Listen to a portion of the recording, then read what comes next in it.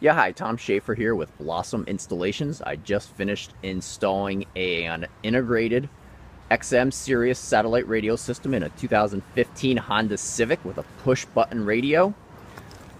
This is the only part of the new satellite system that you see, and that is the new satellite antenna that gets mounted on the trunk for best performance, especially up here in Northeast PA where we have the mountains and the trees and the valleys.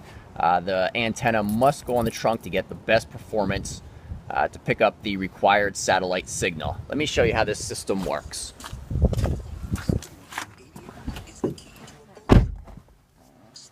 Once this device is installed in the vehicle, you will then access it through the factory radio system. What you'll do is you will press the auxiliary button, changing it to the USB input. Once the USB input is activated,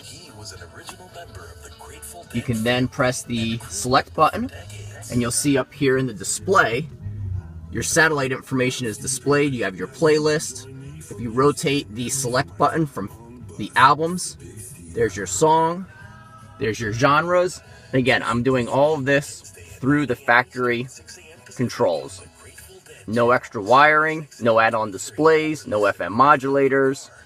This is the only way to add satellite radio to a new vehicle.